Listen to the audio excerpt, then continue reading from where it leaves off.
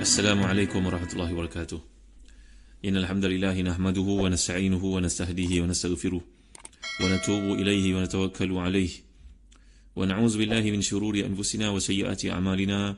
من يهده الله فلا مضل له ومن يضلل فلا هادي له. اللهم صل وسلم وبارك على محمد وعلى آل محمد كما صليت وسلمت وباركت على إبراهيم وعلى آل إبراهيم في العالمين إنك حميد مجيد. أما بعد. Para pendengar yang dirahmati dan dikasihi sekalian, kita masuki ayat ke-101 dari surah Yusuf. Bagi mereka memiliki tafsir Ibn Kathir, tolong buka pada jilid yang keempat, muka surat 626. A'udzu billahi minasyaitonir rajim. Rabbi qad ataitani minal mulki wa 'allamtani min ta'wilil ahadits. Fatiras samawati wal ard. أنت ولي في الدنيا والآخرة توفني مسلما وألحقني بالصالحين. صدق الله العظيم. Wahai Tuhanku, sungguhnya Engkau telah menganugerahkan kepadaku sebahagian kerajaan dan telah mengajarkan kepadaku sebahagian tafsir mimpi. Pencipta langit dan bumi, Engkaulah pelindungku di dunia dan juga akhirat. Matikanlah aku dalam keadaan Islam dan gabungkan aku dengan orang-orang yang salih. Jadi telah kita lihat dalam bahagian ini merupakan bahagian terakhir daripada perjuangan Nabi Allah Yusuf AS puluhan tahun dalam ujian, dalam buangan. Ini dapat kita lihat bagaimana kesabaran yang ada dalam diri Nabi yang sangat mulia ni. Apa yang boleh kita pelajari seperti disebut dalam kitab-kitab tafsir, kekuatan iman, takwa, kesabaran, untuk kita pelajari bersama-sama bagaimana kehidupan Nabi ini yang mana Allah SWT telah pun berikan kepadanya nikmat begitu besar selepas kesabaran mengalami macam-macam ujian dalam kehidupan. Jadi inilah dia yang dapat kita lihat daripada min hasir ilal harir, yang berasal daripada duduk atas tikar dalam penjara, dalam buangan, kemudian pindah kepada kehidupan atas sarir atau tahrir, atas tempat yang enak, yang empuk, tilam yang lunak, kehidupan yang serba indah. Inilah perjalanan hidup seorang Nabi. Antara yang menarik kalau kita lihat dalam bab ini dan juga bab yang lalu, untuk kita perhatikan aspek balaghiahnya, penting untuk kita fahamlah tuan-tuan. Antara yang telah kita lalui dalam ayat yang lalu, bila Allah menceritakan kata-kata adik-beradik Nabi Yusuf ini, mungkin kakak iparnya, anak-anak buahnya, cucu-cucu Nabi Yaqub itu, mereka mengatakan tallahi tafta'u tadhkuru Yusufa. Ini dalam bahasa Arab dipanggil sebagai al-ijaz. Al-ijaz bil hadfi, iaitulah takdir perkataan yang diucapkan di situ yang telah kita pelajari, iaitu la tafta'u tadhkuru Yusufa. Kadang-kadang dalam bahasa Melayu kita pun berlaku keadaan semikian. Contoh-contoh yang telah kita lalui dalam bab yang lalu. Begitu juga kalau kita lihat dalam ayat yang berikutnya, wa a'lamu minallahi ma la ta'lamun. Ini dalam bahasa Arab dipanggil sebagai jinas mumathil. Begitu juga wala tayasu min rauhillah innahu la yayasu min rauhillah. La tayasu kemudian la yayasu. Ini jinas mumathil, iaitu penyebutan kalimah daripada root word yang sama, jazrul kalimah yang sama, tetapi dalam tasrif yang berbeza. Dan telah saya terangkan juga kepada tuan-tuan bila menyebut tentang perkataan wala tayasu min rauhillah. Rauh ini satu bab daripada isti'arah, iaitu peminjaman, iaitu disamakan ruh, rauh, iaitu seumpama angin. Tansim rih alladhi, yang menceritakan tentang bagaimana angin yang enak itu, yang sepoi-sepoi itu, bila Nabi Allah Yaqub mengingatkan anak-anaknya supaya jangan putus asa daripada mencari Yusuf, supaya mendapatkan Bunyamin balik semula. Ini jadi merupakan satu isti'arah bila dipinjamkan perkataan itu, rauhillah, bagi merujuk kepada nikmat dan juga rahmat Allah itu umpama angin yang bertiup sepoi-sepoi. Bahasa yang telah saya bawakan kepada tuan-tuan juga berkaitan dengan kepentingan untuk mencari waktu-waktu kemustajaban doa. Innalillahi nafahat, dalam hadis Tabarani itu, bahawa bagi Allah ni ada tiupan-tiupan angin kasih sayang rahmatnya. Kalau seseorang kamu kena angin tersebut, maknanya tepat waktu mustajab doa dengan waktu di pohon itu, maka dia tidak akan menderita sampai bila. Dan begitu juga kita dapat lihat bila Allah menceritakan dalam kalimahnya, innallaha yajzil mutasaddiqin wa tasaddaq alaina innallaha yajzil mutasaddiqin. Ini perkataan tasaddaqa dengan mutasaddiqin. Ini dipanggil sebagai jinas mughayir. Ini pentinglah untuk kita fahami dalam pelajari bahasa Al-Quran bila melihat ke aspek balaghah. Kemudian kita juga telah pelajari soalan Nabi Yusuf ditujukan kepada abang-abangnya itu, hal alimtum ma fa'altum bi Yusuf. Ini satu bentuk istifham. Istifham dalam bahasa Arab ini tuan-tuan, dia mempunyai banyak makna, banyak direction. Jadi kat sini merupakan satu istifham taubihi. Kemudian jawapan daripada abang-abangnya itu bila mengetahui yang menanyakan itu adalah Yusuf, a innaka la anta Yusuf. Ini istifham, satu bentuk istifham, tapi bukan istifham biasa, tapi istifham yang merujuk kepada gaya takriri. Itu juga telah saya tekankan kepada tuan-tuan bila abang ni menjawab menjawab, dia abang ini bertanya, dan akhirnya Nabi Yusuf menjawab, ana Yusufu. Ni dipanggil dalam bahasa Arab, dalam pendekatan balaghah, ityan bil ismi zahir badalat dhamir. Sepatutnya dari sudut bahasa bila tanya innaka la anta Yusuf, jawapan ana hu, tapi Nabi Yusuf sengaja menekankan ana Yusufu. Ini ityan bil ismi zahir, bahawa datang isim zahir itu bagi menunjukkan kepada keadaan yang berlaku, nak menunjukkan bagaimana Allah telah pun ta'wid segala kesusahan dalam kehidupannya itu menjadi kesenangan. Maka yang ditekankan adalah keberhasilan nikmat Allah kepada seseorang natijah daripada taqwa dan juga sabar. Begitu juga kita telah pelajari juga bila ayat yang digunakan fa innallaha la yudhi'u ajral muhsinin. Di sini izhar fi mawdi' al-idmar.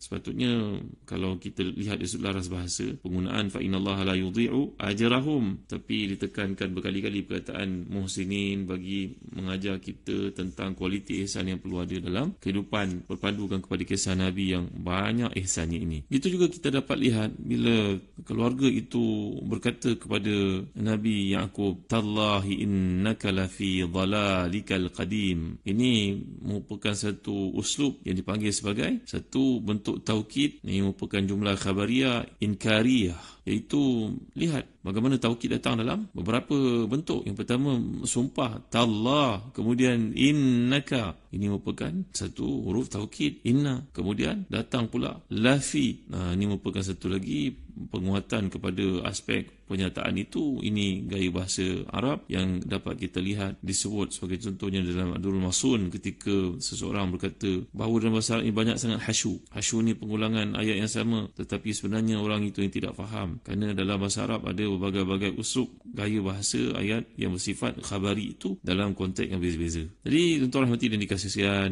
kemudian saya juga telah terangkan kepada tuan-tuan wa rafa'a abawahi al-arshi. Kita telah pelajari perkataan beza di antara abun dengan walidun. Dan di sini untuk pengetahuan mereka belajar bahasa Arab, satu keistimewaan yang terdapat dalam bahasa yang mulia ni, bila menyatakan wa rafa'a abawaihi al-arshi, mengangkat kedua ibu bapanya. Kalau bahasa Melayu kita sebut ibu bapa, tapi dalam bahasa Arab sebut perkataan abun, abawan ataupun abawaini, dia sudah pun merujuk kepada disebut sebagai bapa, dua bapa, yang sebenarnya termasuk di situ juga ibu. Ini dipanggil dalam bahasa Arab taghlib, min babit taghlib. Seumpama kalau disebut dalam bahasa Arab juga al-isya'aini, dua isya. Apa mana dua isya? Dua isya itu merujuk pada maghrib dengan isya, maka dipanggil dengan dua isya. Dan begitu juga dipanggil al-hajjul akbar dengan al-hajjul asghar. Orang memahami haji akbar itu ialah haji yang wukuf jatuh pada hari Jumaat, tanggapan mereka. Ini kata-kata orang awam, bukan kata-kata orang alim. Haji akbar adalah haji yang kita tunaikan, tak kira wukufnya jatuh hari Jumaat ke Sabtu ke Ahad atau Isnin. Apa saja hari yang wukufnya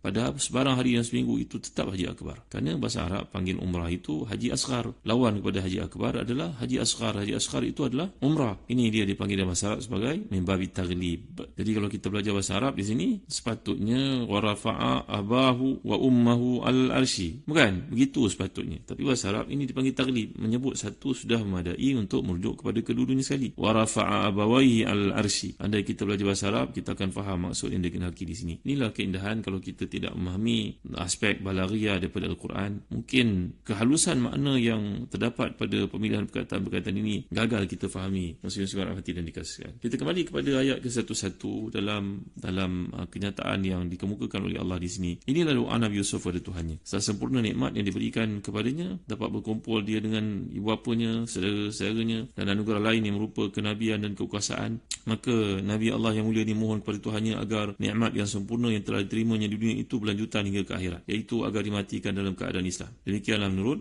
pandangan Dhahak, dan digabungkan dengan orang-orang saleh, iaitu saudara-saudaranya, para Nabi dan juga Rasul. Nanti saya akan terang kepada tuan-tuan bagaimana kematian Nabi Yusuf AS kemudian menjadi rebutan orang Mesir untuk dikumikan di mana ke tempatnya. Anda dikumikan di seberang sana sungai Nil, maka di situ yang subur, di sini tidak subur. Dikumikan di sebelah selatan, maka utara pula yang tidak mendapat kesuburan. Akhirnya mereka telah pun mengambil keputusan untuk mengebumikan jasad Nabi Yusuf ini tatkala baginda wafat dalam sebuah batu marmar dan diletak dalam sungai Nil, di mana mengalir air sungai itu membawa keberkatan ke semua bumi Mesir dan akhirnya Mesir menjadi subur. InsyaAllah perkara ini akan saya uraikan kelak. Yang penting untuk kita faham melalui konteks ini seperti penjelasan dalam tafsir Fathul Bayan, menceritakan tentang bila Nabi Allah Yusuf ini menyedari nikmat yang telah diberikan oleh Allah itu telah sempurna, maka baginda pun minta kepada Allah SWT supaya dimatikan dalam keadaan Islam. Apakah memohon kematian ini satu yang disyariatkan dalam Islam? Ada penjelasannya. Yang penting kalau kita lihat, bila Nabi ini menyebut Rabbi kad ataitani minal mulki wa 'allamtani min ta'wilil ahadith, ya Allah, Engkau telah berikan kepada aku pemerintahan, wa 'allamtani min ta'wilil ahadith, Engkau ajar kepada aku untuk menjelaskan perkara-perkara yang manusia tidak tahu, antaranya mentakwil mimpi. Dalam bahasa Arab, huruf min membawa makna yang tersendiri. Kalau kita belajar setakat nahwu, kita akan memahami, wahai Tuhan, Kau telah mengajar aku dari pemerintahan, dan Kau telah mengajar aku dari mentafsir mimpi, mentakwil mimpi, menta'bir mimpi. Sebenarnya min di sini dalam bahasa Arab membawa makna mungkin merujuk kepada tab'id, iaitu sebahagian, ataupun merujuk kepada tabyin, bayan al-jins, yang menerangkan maksud lebih mendalam, mana satu. Kebanyakan para ulama tafsir mengatakan bahawa anugerah Allah kepada Nabi ini yang menyebabkan baginda menyatakan, ya Allah, Engkau telah beri kepada aku sebahagian daripada pemerintahan, dan Engkau telah mengajar kepada aku sebahagian daripada ilmu yang unggul. Makna min itu merujuk kepada tab'id, maknanya merujuk kepada sebahagian. Kerana dalam ta'wiyatul Quran, Al-Imam Al-Maturidi menjelaskan, berarti kerajaan atau pemerintahan yang diberikan oleh Allah itu adalah satu yang bersifat terbatas. Tak ada manusia yang dikurniakan pemerintahan ke seluruh dunia. Dia boleh memimpin utara ke selatan, timur ke barat. Mana ada seperti itu? Tidak ada. Yang ada pun, yang disebut dalam hadis itu, ada 4 orang pemerintah yang pernah merintah sebagian besar di permukaan bumi. Tapi tidak kesemuanya, tetap tidak kesemuanya. Mereka itu 4 orang. Iaitu, ithnani muslimani wa ithnani kafirani. Ada 4 orang pemimpin yang pernah dipanggil, digelar sebagai pemimpin dunia yang paling unggul lah. Mungkin mereka memimpin, boleh kata 3/4 daripada permukaan dunia lah, ataupun lebih sedikit daripada itu. 2 orang Muslim, 2 orang kafir. Yang Muslim itu yang pertama adalah Iskandar, yang kita baca tentang Zulkarnain dalam surah Al-Kahfi itu. Yang kedua, Nabi Sulaiman alaihissalam. Ini 2 orang Muslim yang Allah beri kepada mereka tamkin fil ard, beri kepada mereka pemerintahan dunia. 2 orang lagi kafir, iaitu Bukhtanasar dan juga Shaddad bin Ad. 2 orang Muslim, 2 orang kafir. Tapi ayat ini, bila Allah menyatakan minal mulki, Engkau beri pada aku, ya Allah, sebahagian daripada pemerintahan, kerana Nabi Yusuf hanya berkuasa di Mesir, di atas kelayakannya untuk memimpin itu yang telah dianugerahkan oleh Raja Mesir. Dan juga kita melihat dalam ayat yang sentiasa kita baca daripada ayat kursi, daripada surah Al-Baqarah itu, tu'til mulka man tasha wa tanzi'ul mulka mimman tasha wa tu'izzu man tasha wa tudhillu man tasha. Maknanya pemberian ini, tu'til mulka man tasha, sebahagian daripada permukaan pemerintahan, Kau beri pemerintahan kepada siapa yang Kau kehendaki. Sebutlah mana-mana raja yang ada di permukaan bumi pun, adakah dia menguasai keseluruhnya sekali? Disenaraikan itu, entah betul entah tidak, raja yang paling kaya dalam dunia. Maka kita pun lihatlah, raja ini memiliki aset sekian banyak, ini sekian banyak. Tapi adakah dimiliki ke seluruh dunia? Tidak. Jawapannya tidak. Maka layaklah untuk dikatakan min di sini. Kata kebanyakan ahli tafsir itu, min adalah merujuk kepada